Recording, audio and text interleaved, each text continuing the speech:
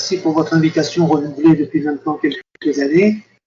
Désolé de ne pas le faire en présentiel, mais les conditions épidémiologiques nous ont amené à préférer, plutôt que de ne pas le faire, de le faire par visioconférence. Ça devient l'outil à la mode, on s'y fait petit à petit, et on va essayer de donner le maximum. Alors j'ai fait 2 conférences aux élèves cet après-midi et en fin de matinée. Je voulais dire à leurs parents qu'ils peuvent être fiers de leur petit gars et de leur petite fille, parce que c'est des bons gars, c'est des bonnes filles, c'est des gens responsables, ce sont des gens d'abord courtois, polis, positifs, cherchant à réaliser des choses, soucieux bien sûr, inquiets pour quelques-uns d'ailleurs, même presque un peu angoissés, mais c'est normal parce qu'ils prennent conscience de la lourdeur de l'enjeu qu'il y a derrière Parcoursup et ils sont soucieux de bien réaliser l'exercice pour aboutir à la filière de leurs rêves, si possible, mais en tout cas pour avoir autant de satisfaction que possible.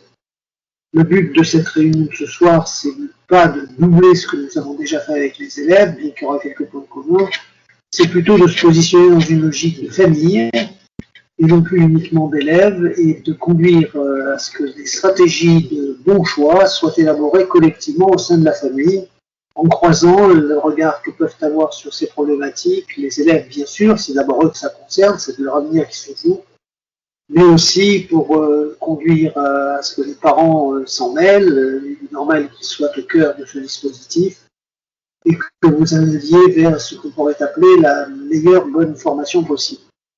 Alors l'enjeu, vous commencez à le connaître, c'est d'élaborer une liste de vœux qui devrait couvrir une dizaine de possibilités et que vous allez pouvoir exprimer à partir du 21 décembre. On y est presque, nous sommes le 12, dans 8 jours, on ouvre le site d'information et à partir du 20 janvier, dans 8 jours, donc, vous pourrez formuler vos vœux et vous inscrire.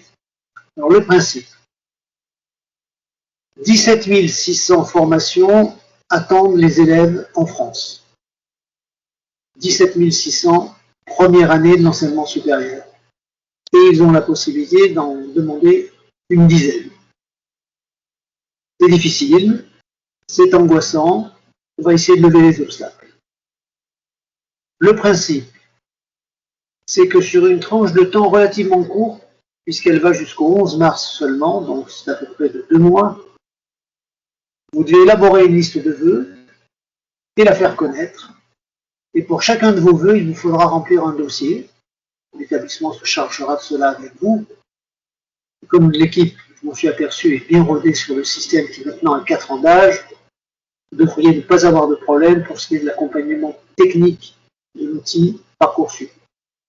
C'est sur la stratégie du choix que je peux ajouter quelque chose d'utile, et c'est là-dessus que je vais plutôt insister. En attendant, autant de dossiers que de candidatures. Et dans chaque dossier, un certain nombre de pièces à prévoir. D'une part, tout ce qui témoigne de votre bilan scolaire sur 2 ans, première et terminale. Ce n'est pas que la terminale, c'est y compris la première. Les notes, les appréciations de vos enseignants, l'avis des conseils de classe, l'avis du chef d'établissement sur chacune des candidatures exprimées. On ajoutera à cette vision de votre bilan scolaire quelques notes obtenues au baccalauréat, notamment pour les épreuves anticipées de première, qui, vous le savez, n'ont pas pu avoir lieu très correctement, et donc ce sera plutôt du contrôle en cours de formation. Et ce sera plus peut-être les notes des épreuves de spécialité du mois d'avril, lesquelles pourraient également être dotées du contrôle en cours de formation si l'épidémie nous empêchait d'organiser les épreuves comme nous l'espérons. Voilà, ça c'était une présentation de votre bilan scolaire. On entre dans les détails. Chaque matière fait l'objet d'une présentation chiffrée de votre moyenne, la moyenne la plus haute de la classe, la moyenne la plus basse, votre classement dans la matière dans la classe. C'est donc assez détaillé et ça permet des comparaisons. On va vous demander aussi de préparer un mini-lettre de motivation. Je dis mini parce qu'elle est calibrée à 1600 signes, espace compris. Et tous ceux d'entre vous qui ont l'habitude d'utiliser ce genre de choses savent que 1600 signes, c'est court, ça fait à peu près une grande page, pas plus. Donc il va falloir avoir l'art de faire du synthétique, dire l'essentiel en peu de mots. C'est d'ailleurs l'un des buts visés par cet exercice, c'est de voir si vous avez cette capacité, la note de synthèse. De quoi sera faite votre lettre de motivation? Ce qu'on appelle d'ailleurs officiellement le projet motivé. Eh bien, pour chacune des candidatures que vous exprimerez, il faudra dire pourquoi vous êtes intéressé par la formation qui vous est proposée et que vous demandez. Je suppose que vous avez une raison, puisque c'est vous qui la demandez. Laquelle ou lesquelles? Et deuxièmement, compte tenu des débouchés qui se présentent à la sortie, quels sont ceux ou quel est celui qui vous intéresse et pourquoi? Alors, si la formation est une formation professionnelle, on insistera beaucoup sur l'aspect professionnel de la lettre de motivation. Si la formation que vous demandez est une formation plus générale, classe préparatoire, licence, on mettra plutôt l'accent sur le contenu de formation. Il va falloir expliquer les raisons de votre candidature. Je vais vous donner un bon conseil sur cet exercice. Ne tardez pas trop à vous y mettre, parce qu'il va y avoir évidemment à en rédiger autant que vous demanderez de filières. Si vous faites 8 vœux, il faudra faire 8 lettres de motivation. Vous ne pouvez pas faire la même pour l'ensemble. Il faut qu'elle soit adaptée à chacune de vos candidatures.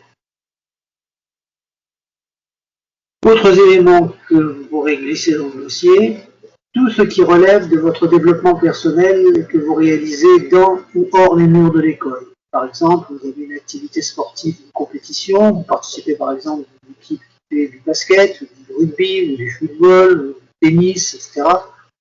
Il faudra le dire et expliquer en quoi cette pratique vous apporte quelque chose psychologiquement et affectivement. Vous pourriez avoir une activité artistique, du bénévolat. Alors, je suis tombé sur un élève qui m'expliquait qu'il faisait des dons de son temps pour le resto du cœur. Ben, c'est très bien, il faut le dire. Vous avez été délégué des élèves, vous avez fait un stage en milieu professionnel, vous avez une expérience internationale, tout ce qui peut montrer que vous n'êtes pas qu'un potage qui a une tête bien pleine de connaissances, mais qui a également une personnalité ouverte, entreprenante, qui a l'aptitude au travail en équipe, qui a l'habitude du travail intensif, qui a une aptitude à prendre la parole en public. Toutes ces qualités-là sont importantes et on verra dans un petit moment pourquoi. Ça, ce sont les dossiers. Le 11 mars, au plus tard, on arrête. C'est-à-dire que vous ne pourrez plus faire de vœux complémentaires. Par contre, on va vous offrir une tranche de temps d'à peu près 3 semaines, qui va aller jusqu'au 8 avril, pendant laquelle vous pourrez revisiter chacun des dossiers de candidature pour voir s'ils sont bien conformes et complets. Mais aussi pour confirmer vos vœux. Ce qui veut dire que si, entre-temps, vous avez changé d'avis et qu'une candidature que vous avez exprimée ne vous intéresse plus, vous pourrez la retirer. Par contre, il sera trop tard pour en rajouter. Et à partir du 8 avril, on atteindra la date limite, les dossiers partent vers les établissements. Chaque établissement reçoit votre candidature. Chaque établissement que vous avez demandé, bien entendu. Très important à savoir, ils ont jusqu'au 27 mai pour examiner les candidatures et décider de leur réponse. Donc sur cette tranche de temps qui couvre à peu près 2 mois et demi, vont se dérouler un certain nombre d'opérations. Des candidatures exprimées pour un établissement, par exemple, vont être mises devant un jury qui s'appelle organisme de tri des candidatures, et vous allez avoir un classement de tous les candidats, que la filière soit sélective ou pas. Alors quand la filière est sélective, le classement, on comprend pourquoi. Il faut bien décider de qui rentre, qui ne rentre pas. C'est un peu plus surprenant pour les filières non sélectives, on se demande souvent à quoi sert le classement, nous le verrons dans un petit moment. En attendant, attendez-vous à ce que vous soyez classé, quelle que soit la formation que vous demandez. On va prendre un exemple. Vous avez fait 8 vœux. Vous avez donc envoyé 8 dossiers. Parmi ces 8 vœux, il y en a 6 qui correspondent à des filières sélectives et 2 qui correspondent à des filières universitaires non sélectives. Chacun de ces vœux s'accompagne d'un dossier de candidature que le jury va examiner, et en fonction de ce qu'il reflète de votre bilan scolaire et personnel, il va élaborer une réponse. Cette réponse, elle peut être, pour les filières sélectives, oui, en attente d'une place, non. 3 réponses possibles. Prenons un exemple. Imaginons que vous soyez candidat pour entrer dans une classe préparatoire scientifique, pour les écoles d'ingénieurs par exemple, et que cette classe dans tel lycée offre 32 places. Ils ont reçu, j'invente, 410 dossiers. Ils vont commencer par envoyer 32 oui. Et ces oui arriveront à partir du 27 mai, date d'ouverture de la phase des réponses. Sauf que il y a des possibilités fortes qu'une partie de ces 32 admis, les 32 premiers, sur les 410, se désistent. Pourquoi? Parce qu'ils ont fait d'autres candidatures et que peut-être que parmi les autres candidatures, certaines réponses oui viennent entrer en concurrence avec ce candidat et qu'ils auront une préférence pour l'autre. Donc ils vont se dire, j'ai mieux par ailleurs, je renonce à ma place, je la remets à disposition. Et le remplaçant de cet élève qui se retire de la liste des propositions va être pris dans une liste complémentaire, les en attente d'une place. Donc chaque établissement sélectif établit une liste qu'on appelait avant la liste complémentaire. Aujourd'hui on appelle ça une liste d'attente. Il s'agit bien de la même chose, certains parents ont vécu cela et ils savent de quoi il s'agit. Alors l'important c'est bien de savoir que quand on est en attente, on n'est pas sûr de la réponse. Le en attente, ça peut se transformer en oui ou en non. Les incidences ne sont pas, évidemment, ne sont pas les mêmes. Reprenons notre exemple, 32 places, 410 candidats, 32 oui. Le fruit de cet envoi de 32 oui s'accompagne d'un retour qui est que 7 de ces 32 renoncent à la proposition. On est donc à 25 qui ont répondu oui sur les 32 à qui on a proposé une place, et 7 qui renoncent parce qu'ils ont mieux ailleurs. Le classement remonte jusqu'au 410e, puisqu'il y a été 410 candidats. On va proposer le 33e, 34e, 35e, etc., etc. Les 7 places en question. Et on les distribue au fur et à mesure du classement des personnes qui ont reçu une réponse en attendant une place. Et vous connaissez ce classement. On vous le dit. On vous dit aussi quel était le rang du dernier admis l'année d'avant, ce qui va vous permettre de mesurer si vous avez eu ou pas une certaine probabilité que ça devienne un oui. Alors plusieurs cas de figure peuvent se présenter. Premier cas de figure, si vous avez des en attente venant s'ajouter à des oui, la question c'est de savoir si vous les maintenez. Parce que si le oui que vous avez reçu tout de suite obtient votre préférence, alors ça ne sert à rien d'attendre de voir le résultat de la liste en attente. Par contre, si dans les en attente, il y a un vœu qui compte plus à vos yeux que le oui qu'on vous a proposé, alors vous avez peut-être intérêt à dire je confirme que j'attends et on verra plus tard. Je vais y revenir parce qu'il y a une stratégie à développer là-dessus qui est assez fine. En attendant, voilà les 3 réponses que peuvent vous faire les établissements sélectifs. Oui, en attente d'une place ou non.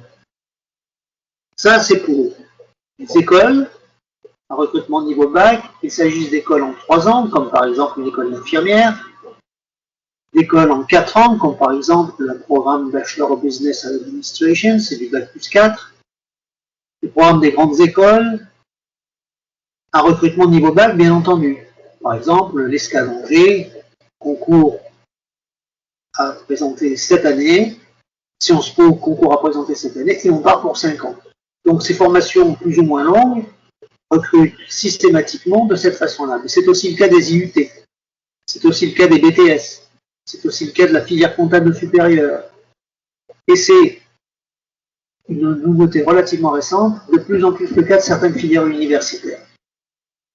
On les appelle très particulièrement soit bi-licence, soit classe préparatoire universitaire aux grandes écoles. Donc ça, je le dis pour les parents. Par rapport à votre époque, si je puis me permettre, quand vous étiez vous-même lycéen, toute l'université était non sélective à l'entrée. Aujourd'hui, ça n'est plus vrai. Elle ne l'est que pour une partie de ces formations, qu'on appelle les licences simples, et pour les autres formations, elle est sélective, et donc la sphère de la sélection a grimpé et continue de grimper d'année en année. Quelles sont les réponses possibles pour les filières non sélectives, c'est-à-dire pour les licences simples, les licences d'histoire, de français, d'anglais, de maths, de physique chimie, de biologie, etc., le plus grand nombre. Ils ne peuvent pas dire non puisqu'ils sont non sélectifs. Ils n'en ont même pas le droit. Donc là, il n'y a pas de non. Par contre, ils peuvent dire oui. Ils peuvent exprimer un oui avec réserve. Oui avec réserve, ça veut dire que s'ils avaient eu le droit de dire non, ils l'auraient dit.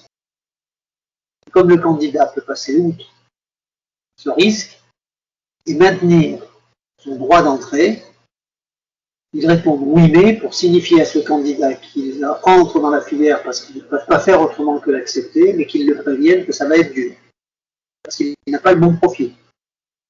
Et donc ils vont l'obliger, et c'est à prendre ou à laisser, parce que s'il ne le prend pas, il est éliminé.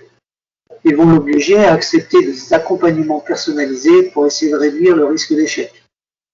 Plusieurs de tutorat dans telle ou telle discipline, parfois une première année en 2 ans. Par exemple, beaucoup de facs de droit mettent en place une première année en 2 ans pour les bacheliers technologiques et professionnels.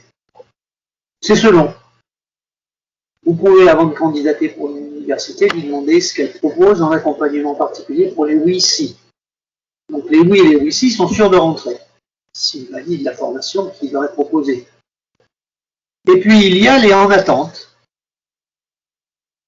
Pourquoi est-ce qu'on fait une liste de en attente? Tout simplement parce que dans quelques universités, pour certaines filières, les capacités d'accueil sont inférieures au nombre de candidats et qu'on ne peut pas prendre tout le monde. Et ça pose un problème difficile. Comment ne pas faire de sélection quand malgré tout on n'a pas les capacités d'accueil pour accueillir tous les candidats? Je vous donne un exemple. À l'université de La Rochelle, en première année de droit, il y a 400 places. Et l'année dernière, il y a eu 2200 candidatures, dont certaines d'ailleurs venant d'Angoulême. Ils ont envoyé 400 oui, ils ont ajouté une centaine de oui-si, et ils ont mis tous les autres, sans exception, en liste d'attente. Parmi ceux à qui on a dit oui, certains se sont désistés parce qu'ils avaient mieux par ailleurs. Classe préparatoire, une école, un unité, etc. Ou qu'ils ont libéré leur place, et la liste des en attente s'est réduite. Mais elle n'a pas pu atteindre le chiffre 0. Donc il restait, malgré toutes ces pratiques d'écrémage, un certain nombre de candidats qui n'avaient pas encore trouvé place, bien qu'ils y aient droit. Et c'est là que la machine s'emballe, et étonne un peu. On a commencé par regarder dans les autres lieux où il y a des formations au droit, dans l'Académie de Poitiers, c'est-à-dire chez vous à Angoulême pour l'antenne de Poitiers, Poitiers et La Rochelle, s'il restait des places. Il en restait quelques-unes à Angoulême, justement. Donc des gens de La Rochelle, ou d'ailleurs, se sont vus proposer de venir faire leur droit, non pas dans la ville où ils habitent, La Rochelle, donc la figure que j'exprime, mais à Angoulême, parce que c'est à Angoulême qu'il restait des places. Mais il n'en restait pas suffisamment. Donc on a petit à petit élargi le cercle. Et c'est comme ça que des gens de La Rochelle se sont retrouvés avec une proposition d'aller faire leur droit à Limoges, à Brest. Alors ça étonne un petit peu. Le droit d'accès pour les filières universitaires non sélectives, qui a longtemps été automatique, quelle que soit l'université que vous demandiez, est devenu un droit limité, dans la mesure où on a un droit d'accès à la filière, mais pas forcément dans la fac que l'on a demandé en premier lieu. Donc voilà, la seule façon d'échapper au risque de se retrouver, si on ne le souhaite pas, à Limoges ou à Brest, j'essaie de pas être péjoratif en citant cette ville, c'est d'avoir un dossier de qualité suffisante pour être sûr de faire partie de la première liste. Comment allez-vous gérer l'arrivée des réponses? Bon, encore une fois, je vous le rappelle, vous allez parvenir à partir du 27 mai. On va prendre un exemple. Vous avez fait 8 vœux, et les réponses qui vous sont retournées sont 4 oui, 2 non, et 2 en attente d'une place. Un cas de figure hypothétique, quels que soient les chiffres réels, le système va fonctionner de la même façon, avec une répartition sur les 3 types de réponses. Les 4 oui, vous avez une obligation, c'est dans les 5 jours qui suivent, dire lequel vous préférez. Attention, si vous ne le faites pas, Ça veut dire qu'au vu du ministère, vous êtes quelqu'un qui renonce. Et c'est comme si vous aviez dit non. Donc la place est reprise et proposée à quelqu'un d'autre. Et ça sera sans balle de peine. Hein. Donc chaque année, il y a des gens qui oublient de voir cela. Mais il faut confirmer dans les 5 jours. Vous avez reçu 4 oui. On vous demande de dire lequel des 4 a votre préférence. Et pour les 3 autres, la place est libérée pour quelqu'un qui est en attente. Bien. Ça, c'est votre garantie. C'est une espèce de parachute que vous mettez en montant dans la ville. Les 2 non, on n'en parle plus. C'est sans appel. Les 2 en attente. Vous avez vu comment ça fonctionne. Alors, être plus ou moins patient. Le curseur de la liste d'attente va remonter au fur et à mesure des désistements. Donc tout va dépendre de votre classement sur la liste d'attente. Êtes-vous 3e, êtes-vous 50e, êtes-vous 200e? Vous connaissez votre classement, on vous le donne. Et on vous dit à quel rang était le dernier admis l'année d'avant. Ce qui va vous permettre de vous faire une idée à peu près sûre de vos chances, de votre absence de chance de voir votre attente transformée en oui. Et la vraie question qu'il va falloir vous poser, c'est est-ce que sur ces listes d'attente qu'on me propose, elles correspondent à une formation qui m'intéresse plus que le oui. Si c'est le cas, vous allez faire savoir à l'établissement qui vous a proposé son liste d'attente que vous acceptez. Parce qu'à vos yeux, c'est mieux. Et que vous espérez que ça devienne un oui. Mais si par contre, en attente correspondent à des formations qui vous intéressent moins que le oui que vous avez, alors vous avez intérêt à renoncer tout de suite. De toute façon, votre place, vous ne la confirmerez pas. Et ça ne sert à rien d'attendre parce que vous faites attendre quelqu'un qui pourrait souffrir de ne pas avoir de proposition pendant des semaines et des semaines à cause de ça. Donc, il va falloir que vous compariez les établissements en attente par rapport aux établissements. Oui, est-ce que oui ou non, ce sont des établissements que vous validez. Si plus tard, vous avez validé un en attente et que ça se transforme en oui, vous allez vous retrouver nanti de 2 oui. Celui que vous aviez validé au départ, et ce nouveau oui par transformation dans un attente en oui. Vous avez de nouveau 3 jours et non plus 5 pour dire lequel des 2 vous retenez. Et il va falloir faire un choix en permanence et donc tenir prêt la réponse à ces propositions avec des délais relativement courts. C'est pour ça que ce qu'on vous propose, c'est que même si sur Parcoursup, on ne vous demande pas de classer vos vœux, que vous ayez une idée de leur hiérarchie dans votre tête de façon à pouvoir rapidement répondre. Voilà, ça c'est la mécanique Parcoursup. Je voudrais juste ajouter que si vous êtes candidat à des filières sélectives, il y a une contrainte évidemment qui est celle de préparer les épreuves de sélection. Or, elles sont à géométrie très variable. C'est selon certains états. Alors, tous commencent à se faire une idée de la valeur des candidats à travers le dossier Parcoursup. Certains se contentent de ça. D'autres ajoutent des épreuves. Soit des épreuves de type concours, par exemple pour entrer à Sciences Po. Vous savez qu'il existe à Poitiers une antenne de Sciences Po Paris, ou le concours d'entrée à Sciences Po Bordeaux, par exemple, là, pour parler à peu près région au sens large du terme.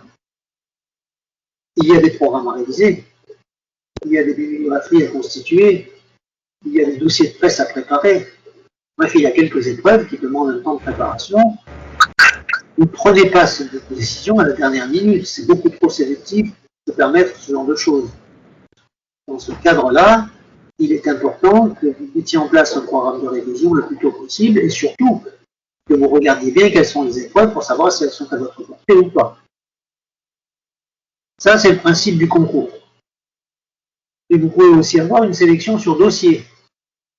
Dossier Parcoursup, qui peut être accompagné d'épreuves complémentaires, comme par exemple, c'est assez fréquent maintenant, un entretien de motivation, voire un entretien de motivation en anglais. Et puis, il peut y avoir un test de culture générale, bref, tout ça se mêle. Chaque établissement est libre d'ajouter les épreuves qu'il veut dès lors qu'il est sélectif. Donc, ne perdez pas de vue cette nécessité. Je voudrais vous parler des attendus. Sur Parcoursup, chaque formation que vous demandez, ou que vous ne demandez pas, les 17 600 dont nous parlions au départ, est obligée de vous exposer quelles sont les compétences et connaissances attendues chez les candidats par les établissements qui recrutent. Ils l'affichent. il l'affiche sur Parcoursup. Vous pouvez le vérifier ce soir si vous voulez. C'est en ligne depuis le 21 décembre. Qu'est-ce qu'il y a là-dedans? Il y a une liste de connaissances et compétences dont on fait savoir aux candidats qu'il serait bon qu'ils en soient porteurs. Alors, il y a des compétences de type scolaire et il y a des compétences de type développement personnel. On va revenir là-dessus. Les connaissances, il y a des compétences de type scolaire. Par exemple, on va afficher quelles sont les options de spécialité que vous avez choisies en entrant en terminale, parce qu'elles sont cohérentes par rapport à la filière que vous demandez. Donc il y a un impact des choix que vous avez faits en entrant en terminale et en entrant en première quant au choix des enseignements de spécialité. Je donne un exemple, si vous prenez la fiche classe préparatoire économique et commerciale, il est écrit qu'il est obligatoire d'avoir suivi un enseignement de mathématiques dans l'enseignement général, qui peut être soit la spécialité maths, soit l'option facultative de mathématiques complémentaires. Tout élève qui a renoncé à ces deux choix, et certains l'ont fait, se trouve devant la certitude qu'on ne retiendra pas sa candidature. Donc il est très important qu'en amont, lorsqu'on fait ses choix, on se pose la question de savoir si on ne peut pas commencer à avoir comme critère de choix le débouché dans l'enseignement supérieur, parce que ça pèse beaucoup. Et c'est vrai sur pratiquement tout. Il est logique, par exemple, que pour une activité de type sciences et techniques des activités physiques et sportives, qui est une licence universitaire, on attend des candidats qu'ils aient une formation solide en sciences de la vie. Tout simplement parce que le cœur de la biologie dans ce métier. Et donc c'est un prérequis nécessaire.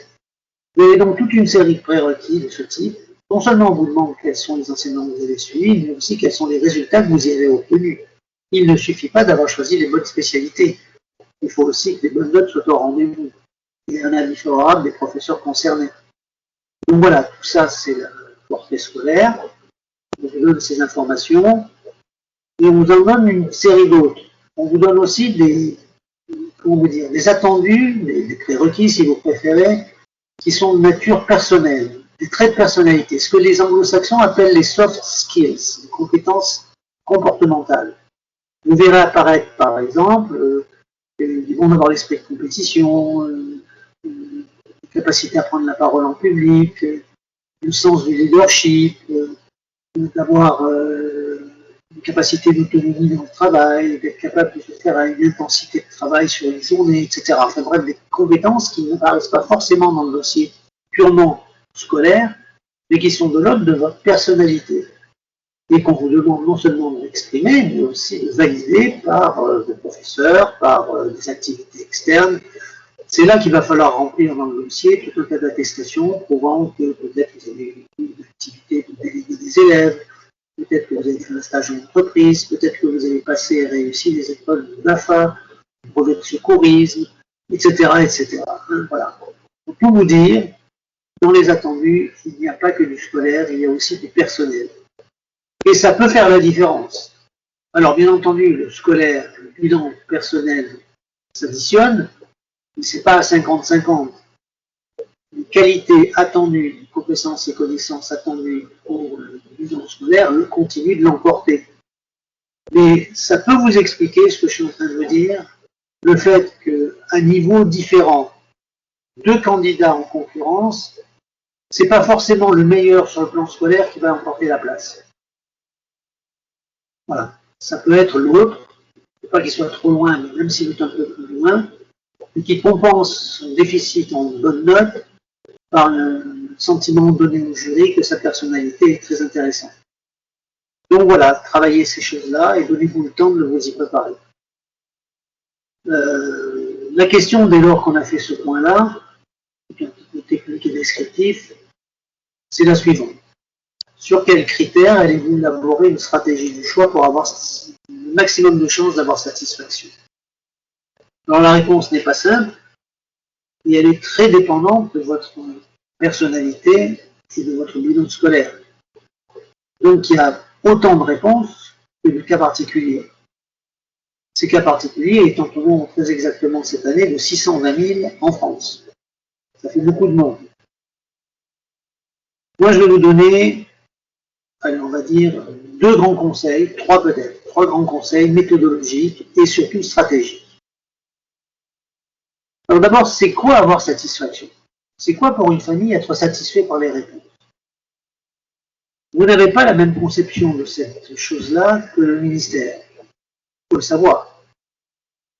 Quand on demande à une famille, êtes-vous satisfait de la réponse? Elle a tendance à répondre oui ou non. Mais quand elle dit oui, c'est parce qu'elle a eu une réponse positive sur son vœu le plus désiré, le plus désiré. Et on peut comprendre que ce soit satisfaisant.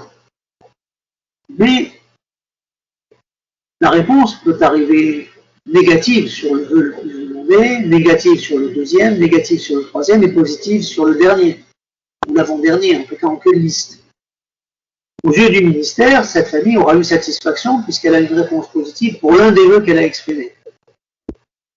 Est-ce que la famille sera d'accord avec cette perception? Alors que peut-être que cette déception l'emporte, puisqu'on l'a faite quelque part, pas dans la filière de leur rêve. Vous voyez qu'il peut y avoir des distorsions entre les deux, et c'est important de le savoir parce que chaque année, le ministère publie un tableau statistique, il remet dans les classes des élèves, leur donnant le taux de satisfaction. C'est un taux qui correspond au fait d'avoir obtenu un oui pour une formation demandée dans la liste, quel que soit son placement dans notre liste de vœux.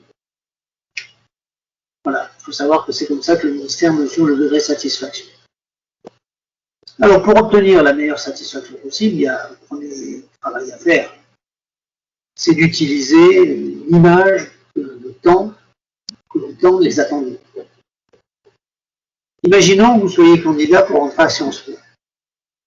Sélection, concours, c'est Parcoursup, et analyse des traits de personnalité. Quand on va vous allez vous connecter sur le site de Sciences Po, sur Parcoursup, vous allez voir apparaître la page Les attendus.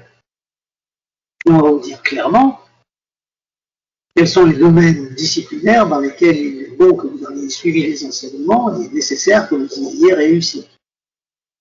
Par exemple, on va vous dire qu'il est incontournable d'avoir fait un approfondissement en anglais, que vous avez la possibilité d'opter en deuxième spécialité pour soit sciences économiques et sociales, soit histoire, géographie et sciences politiques, peut-être sur humanité, littérature et société. Voilà. On va vous dire aussi qu'il faut que les résultats dans ces matières soient bons. Et on va ajouter qu'il faut que vous ayez une culture générale, un bon niveau en deuxième langue vivante, etc. Bref, on va vous faire une espèce de portrait robot qui pourrait vous faire un peu peur d'ailleurs, de toutes les qualités qui sont attendues de la part des candidats. En leur disant clairement, au plus vous ressemblez à ce portrait robot, au plus vous avez des chances qu'on vous accepte dans votre sein, et au plus vous aurez des chances d'y réussir. Donc, le premier instrument à utiliser, c'est les attendus.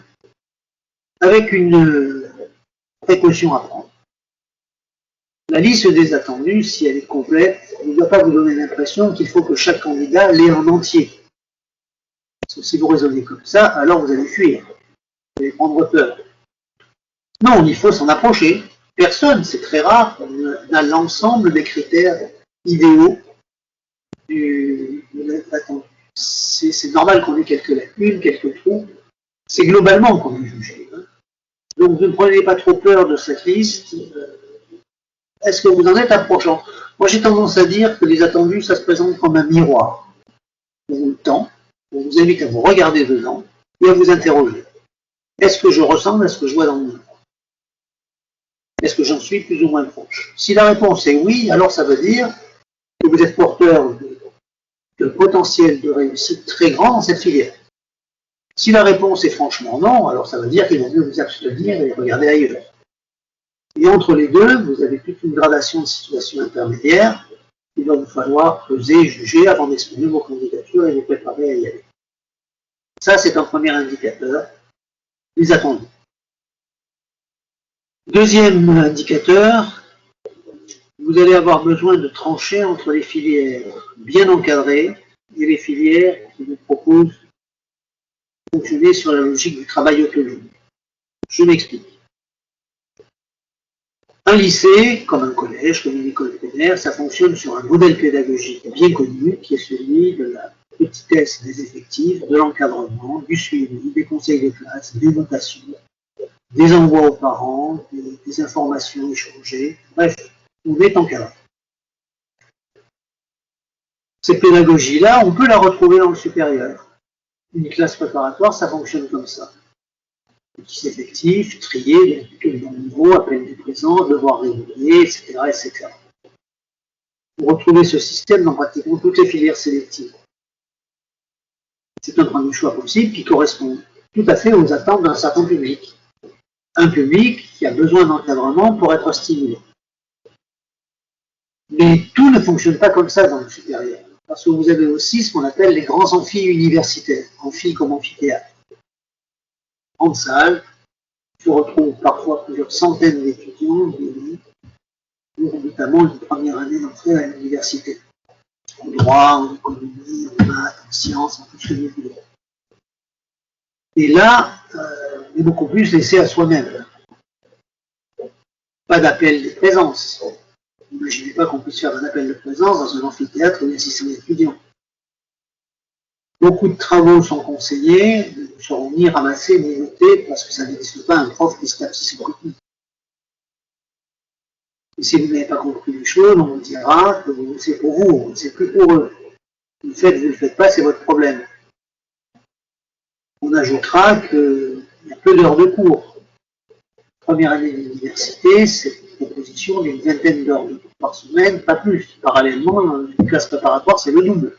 L'UT, c'est le double. l'ETS, c'est le double.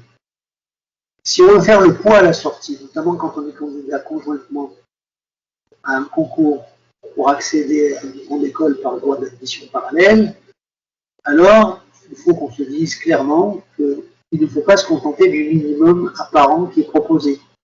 Il faut aller plus loin. Et il faut décider de s'organiser pour ça.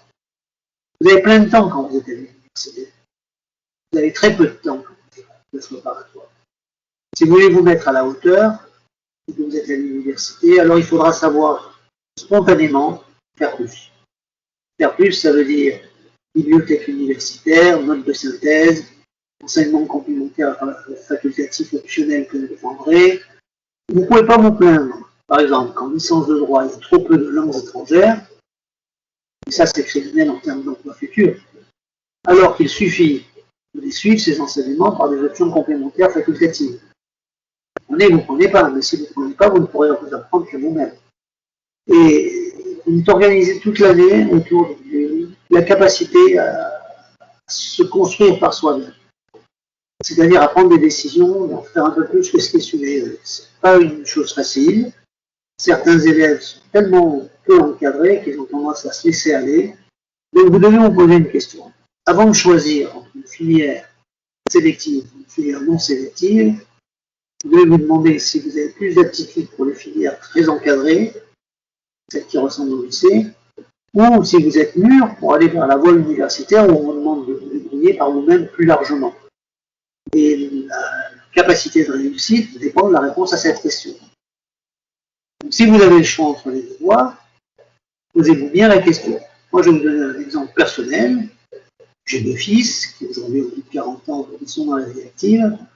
Quand ils étaient lycéens, ils avaient beau avoir un bilan scolaire tout à fait comparable, de genre mention assez bien, plus de moyenne.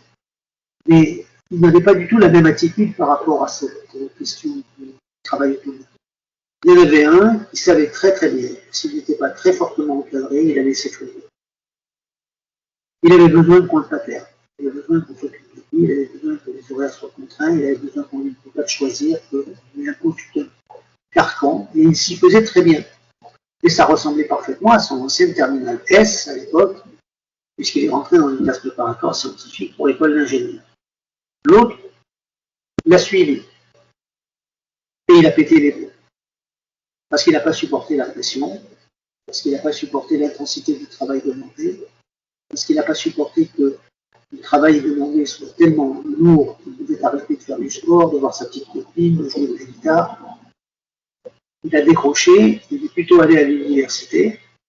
Ça ne les a pas empêchés tous les deux, l'un par la voie directe, l'autre par la voie parallèle, d'entrer dans une école d'ingénieur. Donc voilà, chacun doit trouver sa chaussure à son pied. tranchez bien quant au choix de la première année entre les filières exigeant un gros degré d'encadrement et les filières demandant un travail autonome de la part de l'étudiant. Le deuxième critère de choix que je vous invite à méditer avant de choisir, c'est celui qui tient à la durée des études. Certaines formations sont qualifiées de courtes, en ce sens qu'elles ne demandent que 2-3 ans de formation avant la possibilité de frapper à la porte du marché de l'emploi. 2-3 ans, ça veut dire quoi? Ça veut dire BTS, 2 ans, ça veut dire IUT, 3 ans désormais, ça veut dire école, 3 ans, école d'assistance sociale par exemple, école de commerce, école d'infirmière, école de diététique, école de tout ce que vous voulez. Voilà, ce sont des formations courtes qui peuvent se suffire à elles-mêmes, qui sont toutes d'ailleurs caractérisées par deux choses. Un, elles sont toutes professionnelles. Il ne veut pas dire qu'on n'avait que des enseignements professionnels, mais il y a aussi des enseignements généraux, mais elles préparent à l'emploi, elles donnent une qualification professionnelle à la santé, et elles permettent donc à ceux qui s'octroient les diplômes à la fin du cycle de frapper à la porte du marché de l'emploi sans aucun problème. Et puis il y a d'autres formations qui sont qualifiables de longues, en ce sens que pour atteindre un diplôme final, il faut au moins 5 ans d'études supérieures, et parfois plus. Pour certains projets professionnels, ça peut être beaucoup plus. Si votre ambition c'est de devenir chirurgien, préparez-vous à 12 ans d'études supérieures. En dessous, vous ne le serez pas. Si vous préparez une carrière de médecin généraliste, préparez-vous à 8 ans d'études supérieures. En dessous, vous ne le serez pas. Si vous préparez une carrière de cadre commercial, 5 ans minimum sont requis. Le statut d'ingénieur aussi, et ainsi de suite. Si vous voulez préparer une carrière militaire avec un grade d'officier, c'est une grande école militaire en 5 ans. Donc, pour certains, l'ambition les pousse à viser plus haut et à organiser leur scolarité de deux façons possibles. La première, c'est d'entrer dans une école professionnelle tout de suite, en 5 ans. La deuxième, c'est de commencer par un premier cycle plus général, plus large, et de frapper à la porte d'une grande école ou d'un deuxième cycle master professionnel à partir de Bac plus 2 ou Bac plus 3. Mais on part pour au moins 5 ans, voire plus. Vous voyez, hein, d'un côté du Bac plus 3, qui peut se suffire à lui-même, de l'autre côté du Bac plus 5 et plus, minimum. On dit, il n'y a pas photo. Qu'est-ce qui peut vous pousser à choisir l'un plutôt que l'autre? Alors d'abord, dans la liste des vœux, vous pouvez demander les deux, puisque vous avez la possibilité de faire jusqu'à une dizaine de vœux. Sauf que, lorsque vous ferez des candidatures de ce type, c'est pour aboutir à un seul choix. Vous ne pouvez pas vous inscrire dans 36 formations différentes. Vous pouvez pas demander à la fois, le cours et les longs. On vous le proposera peut-être, mais vous aurez à choisir. Donc la question est pertinente. Quels sont les critères qui vont vous pousser à choisir l'un ou l'autre? Alors les gens qui choisissent le cours sont généralement des gens pressés d'arriver au bout. Ils n'ont pas forcément d'ambition d'aller plus loin dans les études. Ils veulent une formation concrète, professionnalisante, donnant une qualification, et pouvoir frapper à la porte du marché de l'emploi à la sortie. Pourquoi? Parce que commence à y avoir dans vos têtes des enfants qui souhaitent vivre leur vie, avoir leur bulletin de salaire, rentrer dans le monde adulte. Et pour gens pressés d'y arriver, le cours, c'est fort indiqué. Le long va vous demander une patience plus grande, que certains n'ont pas. Ça, c'est un premier critère qui fait choisir le cours.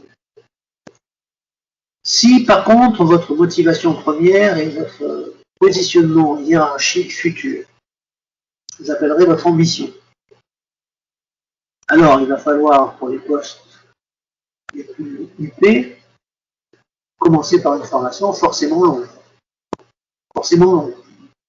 On n'accède pas au grade d'ingénieur à partir d'un BTS. Ça ne suffit pas. On ne devient pas médecin à partir d'une école d'infirmière. Si vous faites l'école de formation militaire de Niort, c'est pour devenir sous-officier. Pas officier, ça ne suffit pas. Et ainsi de suite. Donc, il y a aussi une deuxième question, c'est l'ambition. Quand je sors avec le cours, j'accepte d'entrer dans une profession intermédiaire. Si je fais l'école militaire de Saint-Mexan, eh bien, ça veut dire que j'accepte d'être sous-officier à la sortie. Si je veux devenir officier, il faut frapper à la porte de Saint-Cyr, l'École nationale de gendarmerie, l'École navale, l'École de l'air, etc., etc. Voilà pour le cours. Alors, il y a quand même un petit élément important à savoir. Ça, c'est une stratégie que je vous invite à bien peser parce qu'elle peut être très utile pour vos enfants. Il est possible d'utiliser le cours comme un tremplin vers le haut. Je m'explique. Si vous êtes en situation de bonne réussite scolaire en BTS, en UT, en bachelor, en école, une durée de 2-3 ans après le bac, vous aurez le choix entre deux stratégies. La première, c'est de dire je vais vers le marché de l'emploi et sans complexe, je m'en contente. Après, tous les espoirs sont permis par la voie interne. Et pour le démarrage, je commence sur une profession intermédiaire, peut-être moins huppée que ce que j'aurais pu viser si j'avais fait du long, mais c'est sans complexe que je choisis d'exercer. Je n'ai pas envie de me prendre la tête par les études de 5, 6, 8, 17. Bon, c'est un choix. Mais il se pourrait qu'en cours de route, vous vous aperceviez que vous réussissez bien. Pas uniquement moyennement. Moyennement, ça donne le diplôme, mais ça permet difficilement d'aller plus loin. Non, non, vous réussissez bien. Vous êtes parmi les meilleurs. Et du coup, l'appétit peut venir d'essayer de poser la question de savoir si vous ne pourriez pas continuer pour aller plus haut. Et la réponse est oui, on peut. Mais c'est conditionnel. C'est-à-dire que c'est sur procédure de sélection. Je vais vous donner deux exemples. Réels. J'ai vécu quand j'étais professeur principal il y a plusieurs années. J'avais un élève qui ambitionnait d'entrer dans une grande école de commerce et de management qui recrute principalement via les classes préparatoires économiques et commerciales, ce que les parents continuent fréquemment d'appeler les prépas HEC. Élève lucide, il avait bien compris que le passage par les classes préparatoires suppose beaucoup d'efforts, beaucoup d'exigences, beaucoup de travail. Et lui fait le pari qu'il n'était pas mûr pour ça. Par contre, il avait repéré qu'il existait un BTS de commerce international, dont le contenu des études l'intéressait bien, parce qu'il était particulièrement tourné vers les langues, la connaissance des problèmes économiques et sociaux contemporains. Et surtout, il avait découvert que si à la sortie, ça le tente, il peut frapper à la porte des grandes écoles de commerce pour une admission en dispense de la classe préparatoire sur ce qu'on appelle un concours parallèle, une espèce de concours bis, une deuxième chance. Il a fait son parcours, 2 ans, il s'est présenté au concours parallèle dans sa grande école, il l'a réussi, il est entré dans l'école, il y a retrouvé des élèves qui majoritairement sortaient des prépas, pas de problème, on est allé au bout avec eux, et aujourd'hui, il fait une carrière où plus personne ne lui demande par quel canal il est placé pour pouvoir rentrer dans une école de management. L'important, c'est qu'il y soit et qu'il y réussisse. Il a fait du long, après une première étape par le cours. Il a servi de tremplin par le concours parallèle d'accès à un deuxième cycle pilote. Deuxième cas de figure, j'ai eu une élève qui était très intéressée par un projet, elle souhaitait se préparer à une carrière d'avocat. Moi, spontanément, sans trop réfléchir d'ailleurs, je lui ai dit, donc il faut préparer une licence de droit. Comme une journée porte ouverte se préparer, je lui conseille d'y aller. Il y va, et le lundi, je lui dis alors comment est-ce que ça s'est passé, et elle me dit, monsieur, je ne mettrai pas les pieds là-dedans. Un peu désolé, je lui dis, ah bon, tu renonces à ta carrière? Non, non. Je renonce à préparer cette carrière par la licence, parce qu'ils sont trop nombreux, mal encadrés, j'ai pas envie. Par contre, j'ai découvert qu'à l'IUT, il y a une filière spécialisée en carrière judiciaire, que ce soit le même secteur. Et on me dit que si au bout de 2 ans, j'atteindrai le diplôme final, j'ai fait un bon parcours, je pourrai négocier des équivalences. Et si j'ai fait un très bon parcours, on me donnera les 2 années, je rentrerai directement en 3e année. Je vais essayer ça. Et ça a marché.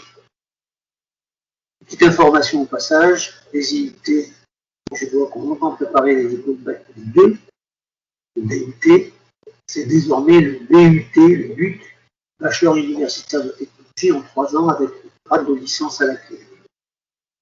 Et donc, en termes d'équivalence, aujourd'hui, ça sera l'équivalent d'une licence complète et entrée directe en première année du cycle master. Vous voyez, dans les 2 cas, ce sont des élèves qui plutôt que d'entrer dans la voie directe, où les écoles de commerce auraient été entrées en classe préparatoire. Pour accéder au grade d'avocat, il aurait fallu rentrer en première année de licence de droit. Ces élèves ont fait le diagnostic qu'il fallait qu'ils échappent à ce premier parcours. Ils ont cherché une voie plus détournée, via le premier BTS, l'autre l'UT, pour pouvoir rebondir directement par équivalence ou sur concours. Voilà, ça c'est une stratégie que je vous invite à l'éviter. La stratégie de faire du cours pour préparer le long peut être très efficace, et je signale en passant qu'elle est particulièrement efficace auprès des bacheliers technologiques et professionnels. Et puis vous avez un troisième motif d'interrogation que je vous livre, qui est le suivant. Est-ce que lorsque vos enfants vont faire leur choix, presque, encore une fois, c'est le 20 janvier que ça ouvre, vous avez jusqu'au 12 mars pour exprimer vos candidatures. Est-ce qu'ils peuvent asseoir avec vous, vous en discutez en famille, leur choix sur un projet professionnel abouti, blindé, il ne changera plus. Pour certains, c'est oui, pour d'autres, c'est pas encore. Pourquoi est-ce que ça peut être oui? Parce qu'une partie des élèves sont porteurs d'un projet professionnel qui sont en terminale. C'est particulièrement important dans le bac pro. C'est un peu moins important, mais important quand même, dans les bacs techno.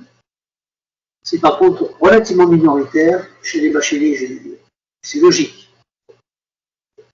Parce que le poids des enseignements préparatoires à une réflexion sur le projet professionnel n'est pas le même selon la filière que l'on a décidé d'intégrer. Mais les élèves qui ont un projet professionnel sont les élèves qui est plus facile de conseiller. Pourquoi? Admettons qu'un élève me dise, moi, je souhaite être médecin. Ma cible, c'est médecin.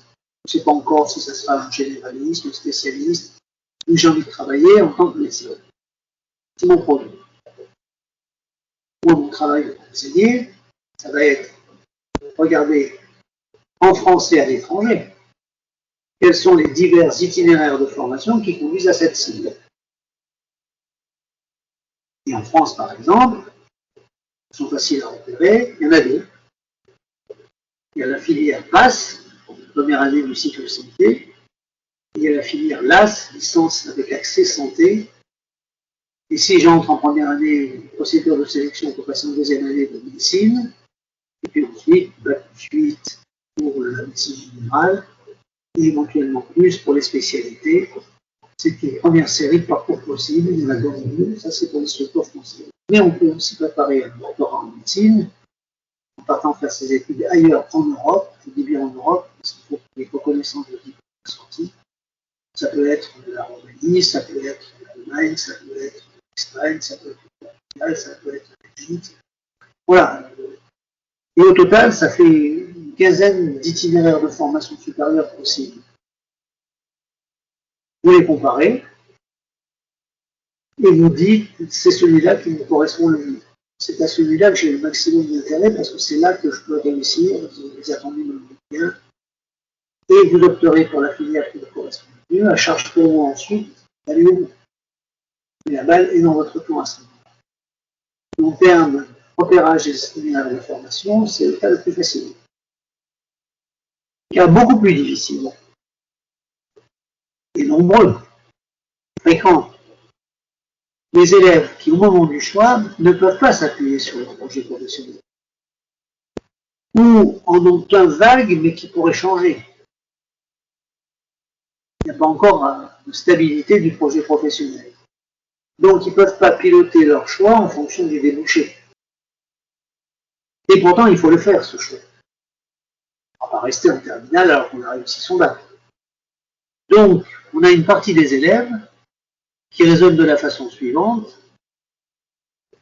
À défaut de pouvoir piloter mon choix en fonction du débouché, les montagnards diraient l'aval, je vais piloter en fonction de l'amont. Je vais faire un bilan sur ce que je suis, scolairement et personnellement, et je vais chercher une filière qui me correspond. Certes, sans avoir de projet professionnel, mais si elle me correspond, je vais y réussir. Si j'y réussis, le projet professionnel va venir avec. Je vais vous donner un exemple. J'avais un jour un élève en terminale, c'était le terminal ES, qui n'avait aucun projet professionnel et commençait à avoir un peu peur parce que la date limite des candidatures s'approchait et il ne savait pas sur quelle base choisir. On discute, je reçois ses parents, on discute encore, on les reçoit ensemble, on travaille, et on s'aperçoit que dans son bilan personnel, il y a un domaine qui lui plaît beaucoup, et dans lequel il est en situation de réussite. Le système scolaire, c'est les langues vivantes. Bon, chacun de trucs, il y en a c'est ça, il y en a c'est les maths, il y en a c'est la philo, il y en a c'est tout ça, il y en a c'est rien du tout, et chacun de trucs. Lui, en tout cas, c'est les langues. Et en plus, il avait un intérêt assez important tout ce qui est questions économiques internationales, questions sociales et politiques. Voilà, un bon élève de profil sciences humaines, axé sur les langues, faible en maths, donc soucieux de ne pas trop en faire dans l'enseignement supérieur. Bon, il y a le cycle qui est immédiatement de me dire, François, il s'appelait François, inscris-toi dans une filière universitaire de langue. Alors pourquoi de langue? Parce que c'est là qu'il est bon. C'est là qu'il a les prérequis, il correspond aux attendus, donc il a tout le bagage utile pour pouvoir réussir. Et du coup, il va être mis en confiance. Et pendant son parcours en licence, il en a choisi une qui s'appelle la licence de langues étrangères appliquées. Il va faire des stages, il va rencontrer des professionnels, il va grandir, il va mûrir, il va y réfléchir. Bref, le projet professionnel qu'il n'avait pas en terminale va venir pendant le premier cycle universitaire. Et ça n'a pas raté. Il a découvert un secteur d'activité professionnelle grâce à un stage fait pendant l'été qui séparait la deuxième de la troisième année d'études universitaires, la gestion hôtelière. Moi, je lui ai conseillé de faire un deuxième stage pour valider cette impression que c'était ça qu'il voulait faire, et il est revenu en me disant, écoutez, non, tout à fait, c'est ma vocation nouvelle. Je veux faire de la gestion hôtelière et travailler dans ce secteur-là. À partir de là, il est entré en troisième année avec un double objectif, réussir à décrocher sa licence complète, aucun problème, et préparer et réussir les concours d'entrée dans des écoles d'hôtelière de deuxième cycle. Pas de premier cycle, puisque nous, il était intermédiaire, il n'y a pas encore le projet de travailler dans ce secteur. Le deuxième cycle, puisqu'entre-temps, la vocation lui est venue. Il a préparé plusieurs concours, il en a présenté plusieurs, il a réussi plusieurs, il en a choisi une. Aujourd'hui, ces garçons ont une cinquantaine d'années, dirigent un bel hôtel Hilton du Nord, tout va bien pour lui. Oui, comment ça a fonctionné? Il n'avait pas de projet professionnel en terminale, donc il est allé plutôt vers la première étape dans l'enseignement général. Mais dans l'enseignement général, il a choisi une filière qui correspondait au domaine scolaire qui lui réussissait, qui le motivait, donc mis en confiance.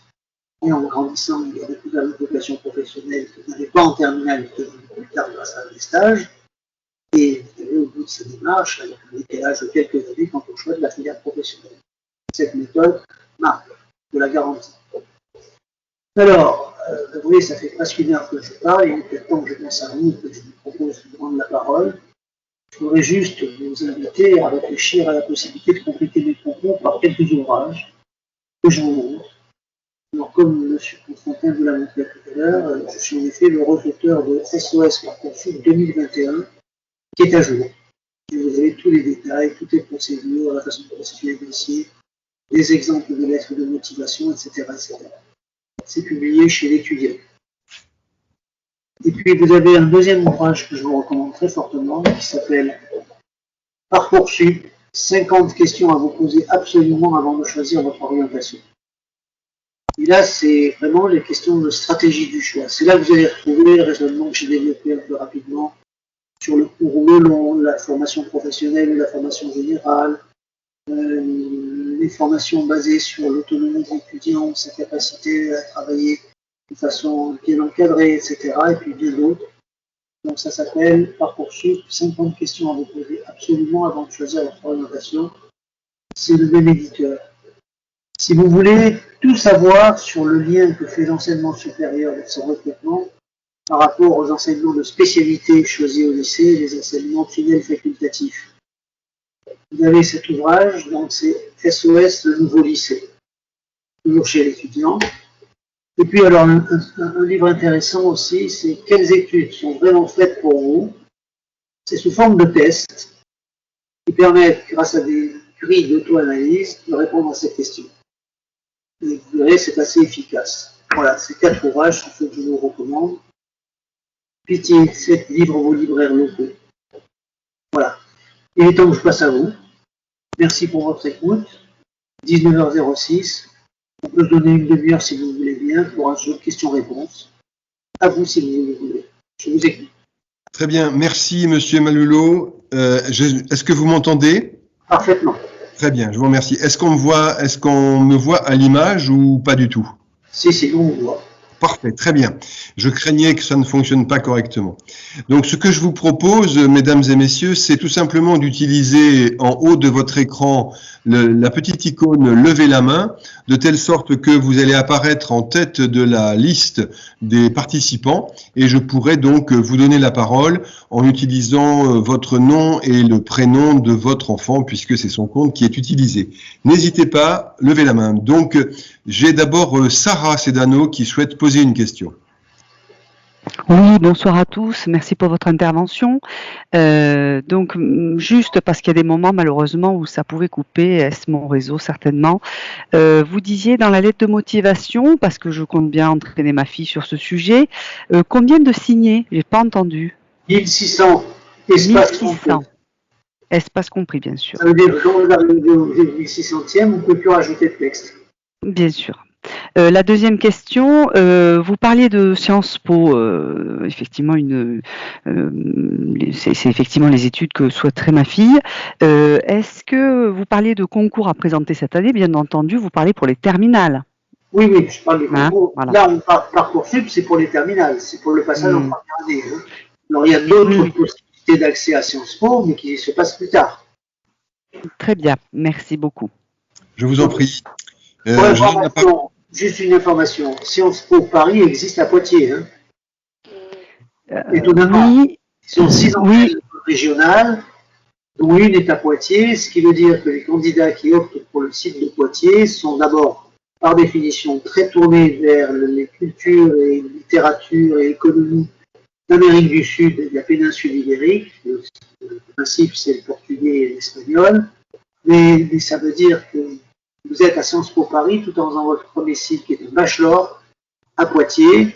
La 3e année du premier cycle bachelor se passant dans un établissement partenaire à l'étranger. C'est des belles études, très organisées. Et aujourd'hui, Sciences Po Paris se conquiert un peu la province. Mais des instituts comme celui de Bordeaux, par exemple, sont excellents, etc. Donc vraiment, il y a quoi faire. La seule chose, c'est que c'est tellement de choses à faire que ça attire beaucoup de candidats et que la sélection est devenue très sévère. Merci. Merci beaucoup. Donc, je donne le micro à Laure Abouakar. Encore faut-il qu'elle actionne son micro, qu'elle l'active. Oui, bonsoir, monsieur. Je voudrais savoir si l'école de service de santé des armées est incluse dans le Parcoursup. Alors écoutez, une partie des formations supérieures ne sont pas sur Parcoursup. J'ignore si celle-là en fait partie ou pas, mais c'est pas difficile. Il suffit de le mettre sur le site de l'école. Et pour les procédures d'inscription, il vous indique s'il faut passer par Parcoursup ou pas. Merci. Vous avez aussi un autre guichet d'entrée. Vous pouvez aussi passer par Parcoursup et faire défiler le menu déroulant de formation. En cliquant le nom de la formation qui vous intéresse, on vous dit tout de suite si c'est sur Parcoursup ou pas. Alors, on a cherché, on n'a pas trouvé. Vous pouvez très facilement obtenir ça sur le site de l'école. L'école doit pouvoir vous dire si on passe par Parcoursup ou pas. Sur ce point, faites attention à une précaution. Quelques établissements sont donc hors Parcoursup. Minoritaires, avec une place à prendre, ils existent. Et vous pourriez avoir une préférence pour l'un d'entre eux. Ça semble d'ailleurs être votre cas. Alors, certaines erreurs sont commises chaque année par des gens qui ne réalisent pas que la plupart des formations en Parcoursup étant sélectives, ils ne sont pas sûrs de les obtenir. Et qu'ils ne sauront s'ils les ont obtenus ou pas qu'au-delà des dates limites d'inscription sur Parcoursup. Donc, moi, mon conseil, c'est que vous frappiez aux 2 portes, quitte à ce que vous ayez une préférence pour la formation en Parcoursup, et que vous ayez un recours au cas où elle vous dirait non. Sinon, vous ne pourrez plus revenir sur Parcoursup parce que ça sera trop tard. Et si les deux vous disent oui, vous choisirez, c'est pas très compliqué. Mais prenez cette précaution élémentaire d'avoir un plan B. On ne sait jamais. D'accord, je vous remercie, monsieur. Je vous en Très prie. bien. Très bien. Le micro est à Bastien Couturier. Oui, bonsoir monsieur. Bonsoir, madame. Si j'ai bien compris votre explication, dans les filières non sélectives, il n'y a aucune possibilité de choisir la zone géographique par exemple, la licence choisie. Alors, en partie, oui, je vous explique cela. Si la filière est sélective, il n'y a pas de sectorisation géographique. Donc, pour toutes les formations de type classe préparatoire, école, BTS, IUT, filière comptable, bi-licence universitaire, classe préparatoire universitaire, bref, toutes ces formations, école à recrutement niveau bac, etc., ces formations qui sont sélectives, on prend les meilleurs d'où qu'ils viennent. Donc, quelqu'un d'Angoulême peut demander une formation de ce type à Nice ou à Bordeaux sans aucun problème. La difficulté, c'est évidemment de réussir les épreuves de sélection et d'être pris. Alors ma question est inversée. Dans le cas où on voudrait rester dans un périmètre géographique proche de son domicile, ou en tout cas pas trop éloigné, est-ce que dans les filières sélectives, du coup, on a un choix géographique? Donc si j'ai bien compris, non. Non, il n'y a pas de. Vous pouvez demander Poitiers, Angoulême, La Rochelle, comme vous demandez Bordeaux, Nice ou Paris, pour les filières sélectives. Hein. D'accord. Pour les filières non sélectives, c'est autre chose. Une filière non sélective ne peut pas se permettre d'accueillir les gens d'où qu'ils viennent, pour des raisons tout simplement de gestion des flux. Donc il y a un principe, c'est priorité d'accès aux établissements qui sont dans l'académie où vous résidez. Et le domaine de résidence, il est pris en charge à partir de la déclaration fiscale de l'académie. C'est le lieu où vous habitez. Par exemple, vous, si vous voulez faire du droit, un simple exemple, hein, il y a 3 pôles de formation dans l'académie de Poitiers, La Rochelle, Poitiers, Angoulême. Vous êtes prioritaire sur ces axes-là. Maintenant, vous pourriez avoir de bonnes raisons de préférer faire cela à Bordeaux ou à Nantes ou à Paris, etc. Dans ce cas-là, il vous faut de bons arguments. Il faut ce qu'on appelle une demande de dérogation. Et la demande de dérogation doit reposer sur des motifs recevables. Je vous donne un exemple. Les lycéens de la ville de Royan, dans le sud de votre académie, sont beaucoup plus près géographiquement de l'université de Bordeaux que de l'université de Poitiers. Et donc, on tolère depuis plusieurs années que les candidats de Royan soient autorisés en dérogation à être inscrits sur Bordeaux plutôt que sur Poitiers.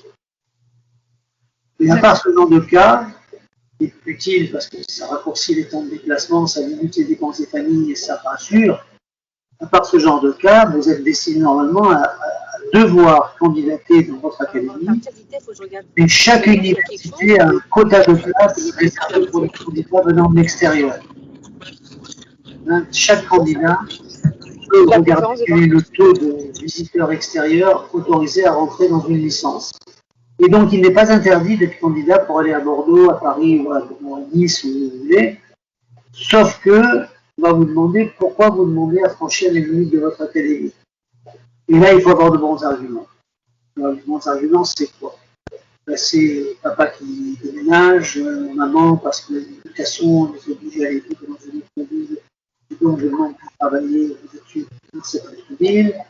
Ça peut être le rapprochement d'une structure médicale, ça peut être un gain de temps de transport, ça peut être la seule chose que je vous conseille de ne surtout pas mettre en avant pour l'explication de votre demande d'interrogation, c'est une préférence que vous auriez pour une académie autre que la vôtre, au prétexte que vous pensez que l'académie dans laquelle vous êtes n'offre que des formations de piètre qualité.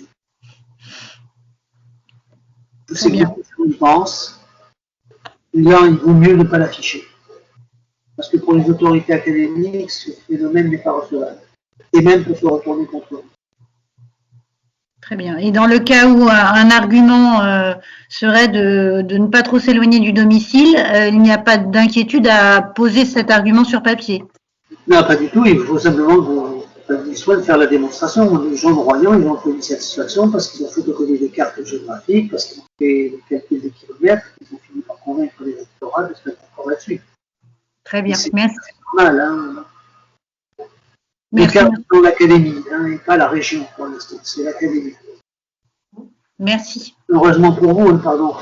Parce que si ça avait été la région, on aurait pu très bien dire à quelqu'un d'Angoulême qu'on l'affecte d'autorité sans lui demander son avis sur Pau. La grande région Aquitaine, je suis là. Merci, monsieur. Merci beaucoup. Nous avons encore au moins 3 questions. Je donne la parole à Chloé Lecossois-Prudhomme. Oui, bonsoir. J'aurais voulu savoir, ma fille fait du sport à haut niveau et souhaiterait prendre une année sabbatique pour aller faire sa discipline en Italie pendant 1 an avant de se mettre dans les études. Et donc, je voulais savoir par rapport à Parcoursup comment ça se passait. Alors, quelles études envisage-t-elle ensuite? Biologie. D'accord, donc c'est une filière universitaire. Alors, le conseil à vous donner, c'est d'abord de candidater pour entrer dans cette licence. D'accord. Et lorsque vous saurez si vous y êtes pris ou pas, et vous le saurez probablement puisque la filière en question n'est pas sélective, vous ferez savoir aux membres du jury que vous êtes demandeuse d'une exonération d'entrée pour 1 an pour départ à l'étranger. D'accord. Vous serez à ce moment-là convoqué, ou par vidéoconférence, ou en présentiel, pour pouvoir exposer les motifs qui vous conduisent à faire cette demande. Il y aura une espèce de dialogue qui va s'installer entre vous. Le but étant que si votre année est une année véritablement formative, ils vont vous autoriser à partir en Italie dans ce cas-là, mais non-il d'une carte d'étudiant de l'université dans laquelle vous serez inscrite. Ok. En plus, la sécurité sociale, donc des garanties de pouvoir être traité médicalement en cas de pépin, donc c'est pas rien. C'est rassurant pour les familles et surtout, la place chaude qui vous attend en retour sans avoir à recommencer. D'accord. Et les universités l'accordent quasi systématiquement. D'accord, ok. C'est par contre beaucoup moins vrai pour les filières sélectives. Et là, on a des gens qui partent 1 an, mais qui doivent de là-bas, là où ils seront, ensuite recandidater, ce qui peut être un peu compliqué. Mais pour l'université, ça marche. Donc, d'accord, n'hésitez pas. Très bien. Merci. Oui. La parole à Enzo Aiello. Oui, bonsoir. Bonsoir. J'ai une question. Mon fils souhaite se diriger vers un métier de kiné. Après échange avec lui, en regardant un petit peu, j'ai l'impression qu'il y a 2 voies possibles. Oui. De ce que je vois, la première, ça serait l'école de kiné purement et simplement, et je crois qu'il y en a une sur Angoulême. Sinon, j'ai cru comprendre qu'il fallait faire 1 année de STAPS avant d'y aller. Je voulais avoir un peu plus d'infos, s'il vous plaît. Alors, il y a plusieurs thèmes. Il y a effectivement des écoles de massage kinésithérapie qui recrutent au niveau bac. Ça existe de moins en moins, il n'y en a plus beaucoup. Le recrutement a tendance à passer à bac plus 1, voire bac plus 2. Et pour les écoles de kinésithérapie, de massage kinésithérapie, ou de sophrologie d'ailleurs, qui recrutent à bac 0, donc toute l'année de la terminale, il y a à préparer les écoles de sélection qui sont parfois sur concours, parfois sur dossier. Il y en a de moins en moins et de toute façon la tendance c'est à les faire disparaître. Au profit de 2 autres voies qui sont dans la réforme des études de santé. Depuis cette année, la réforme des études de santé a amené à remplacer l'ancienne PACES, qui était la première année des études de santé, à l'issue de laquelle on passait des concours pour aller vers 5 types de formations: médecine, pharmacie, dentaire, sage-femme ou kinésithérapie. Trop d'échecs, trop de redoublants qui se retrouvaient parfois même en triplement sans aucune équivalence et qui devaient repartir à 0. Donc on a mis en place un système nouveau qui est celui d'une formation double adossée à une licence. Alors il y a une formation qui est à dominante santé et avec des mineurs licences, c'est la PASS, première année du cycle santé. Par exemple, vous vous inscrivez en sciences biologiques avec module optionnel préparation au passage en 2e année de massage kinésithérapie. Et puis vous avez une autre formation qui est une formation de type licence aussi, mais où la majeure et le programme de cette licence c'est la mineure et la préparation aux épreuves de sélection qui permettent de passer dans les écoles ou dans les formations de 2e cycle. Et l'avantage de la formule, c'est qu'on peut être interdit de passage de kiné, mais ne pas avoir perdu son temps parce qu'on a pu valider peut-être sa première année de licence et ça permet de continuer dans la licence. Et parmi les licences qui permettent d'organiser ce passage, il y a effectivement la filière STAPS. C'est pas la seule. Ça peut être biologie, ça peut être chimie, ça peut être physique, ça peut même être une formation juridique, en langue, etc. Donc on essaie d'ouvrir l'idée que ces professions paramédicales, il y a des places pour d'autres que les purs scientifiques. Alors on verra plus tard, le système n'a pas encore fait ses preuves, puisque pour l'instant les étudiants du nouveau système sont en première année. Moi j'avoue que j'avais été très étonné quand j'avais vu qu'on pouvait faire une licence littéraire et se préparer à passer en médecine. On verra si à l'usage, c'est vrai. Moi je vous donne un bon conseil quand même. Essayez de privilégier les formations à base scientifique, ça me paraît quand même plus raisonnable. Et voilà, vous avez ce système-là. Vous avez un autre système, c'est que certains élèves qui sortent de lycée, plutôt que de passer en première année de nouveau système, font une année de remise à niveau. C'est-à-dire qu'ils entrent dans des espèces de simili-classes préparatoires. Alors ça rallonge les études d'un an, mais ça les renforce. Et ça augmente leur chance d'être pris. Voilà. Donc la réforme est en marche, s'applique et est maintenant revue puisqu'elle a un an d'existence. On devrait obtenir moins d'échecs avec des équivalences qui permettront peut-être de se réorienter vers autre chose qu'une école de massage kinésithérapie, mais sans perte de temps. J'ajoute qu'il y a des passages possibles désormais à partir de la licence complète. On a la possibilité d'entrer en première année. On n'est pas autorisé à passer en deuxième année de massage kinésithérapie. Je continue ma licence de STAPS par exemple. Et quand j'ai obtenu ma licence à Bac plus 3, je recandidate pour rejoindre une école de massage kinésithérapie en deuxième année. Alors, ça rallonge la durée des études, mais ça permet d'avoir des possibilités d'accès nombreuses qui se cumulent jusqu'à 3 ou 4 possibilités d'accès selon les études pour aller se faire massage. Et comme c'est un diplôme d'État, il est incontournable pour exercer la profession de kinésithérapeute.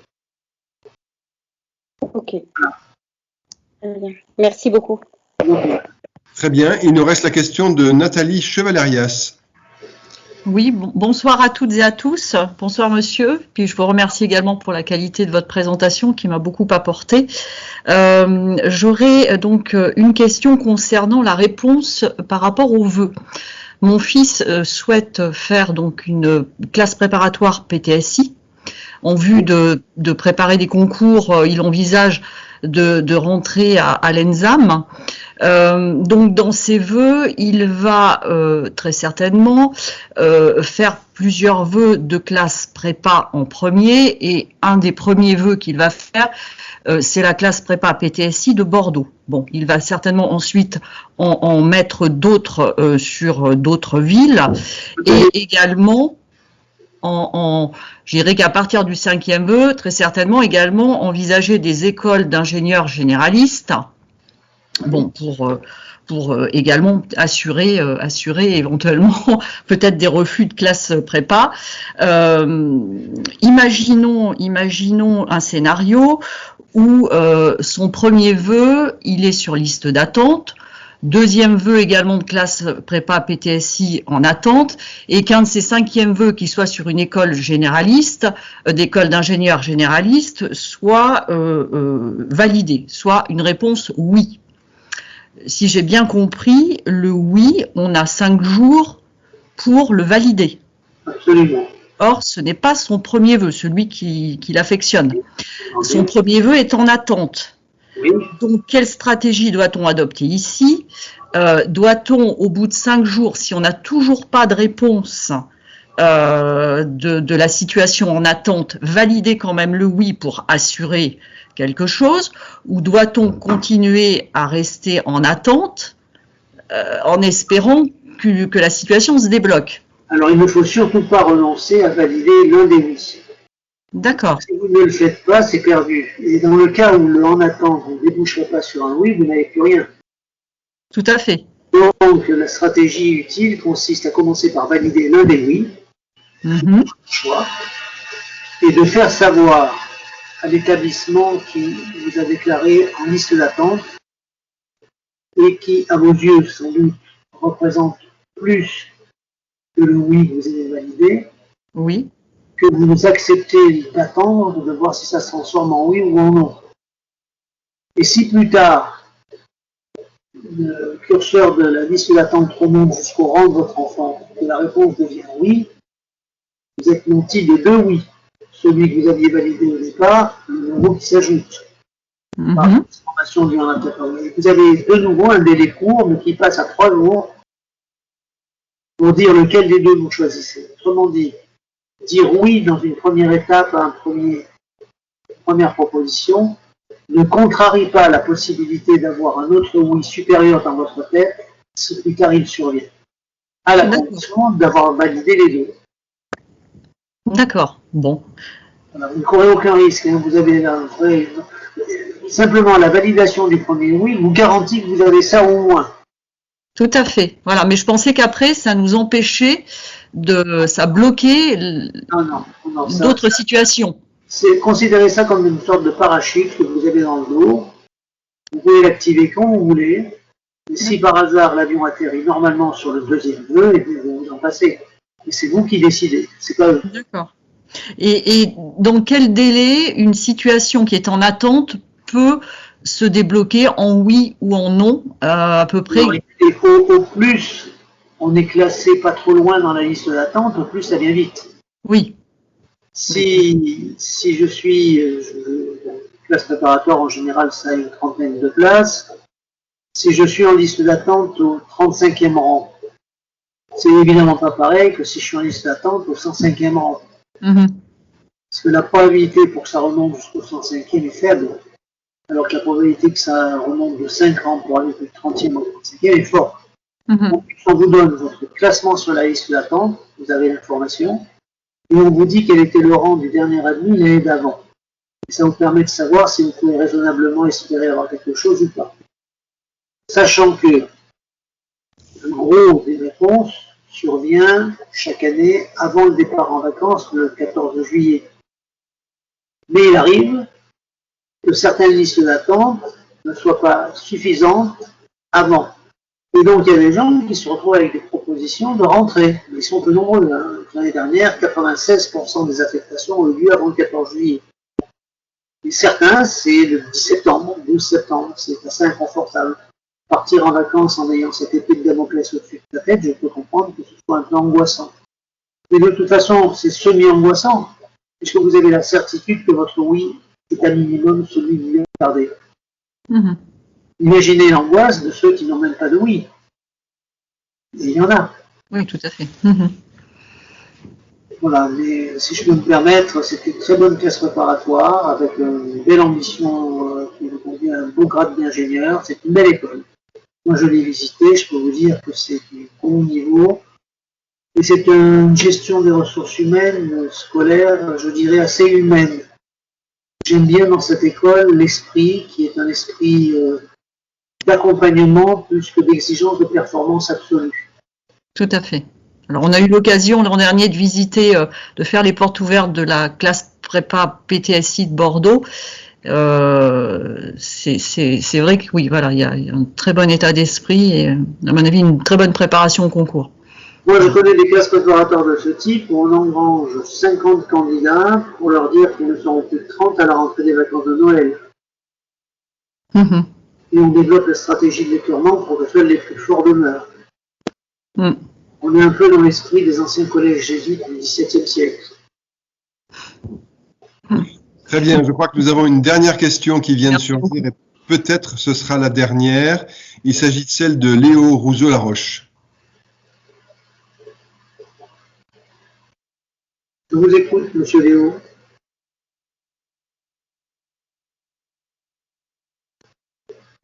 Léo Rousseau.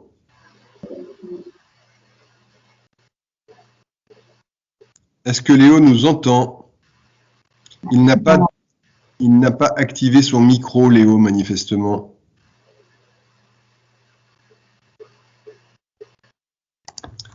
Je lui mets un petit message pour lui...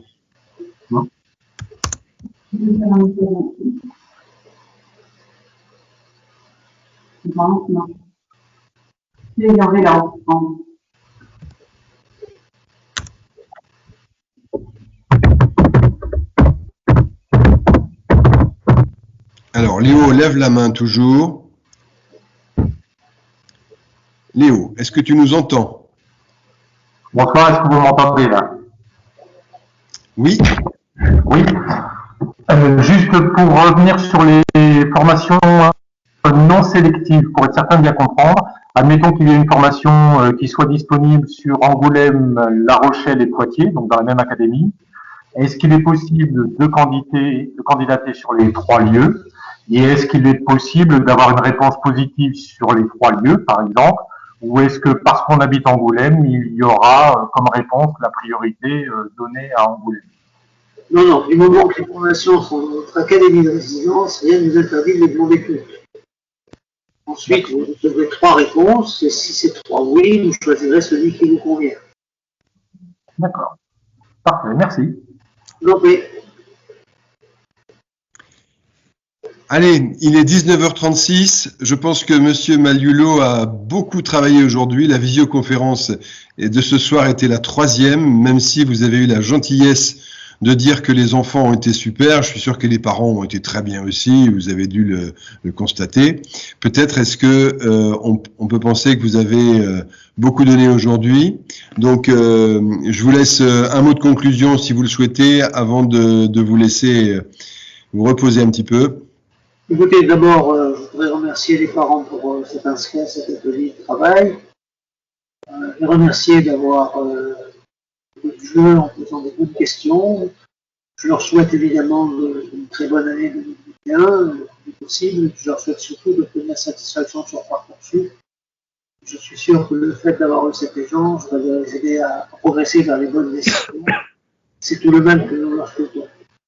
Voilà, en tout cas, merci à vous aussi, à l'équipe administrative et pédagogique, pour votre organisation qui a bien fonctionné malgré quelques difficultés techniques. Je constate que vous savez faire, puisque vous trouvez des solutions à chaque fois. C'est pas pareil partout. Il y a 3 soirs, je me suis retrouvé devant un établissement qui est à Abidjan, en Afrique noire. On devait faire une visioconférence, on n'est jamais passé. Et c'est pas parce que c'est plus loin, c'est parce que vous ne donnez pas d'instrument qu'on vous le donne dans votre lycée. En tout cas, merci à tous, bon avenir et bonne chance à vous tous. Et merci pour cet échange de ce soir. Très bien. Eh bien, bonne soirée, mesdames et messieurs. N'hésitez pas à nous rappeler, Madame Sutre, moi-même. Nous sommes là pour répondre à vos questions complémentaires et comme nous avons le mail de Monsieur Malliulot, nous pourrons même peut-être bénéficier d'un cours particulier. Merci, Monsieur Malliulot. Au revoir et à très bientôt. Portez-vous bien. Merci. Bonne soirée à vous tous. Merci.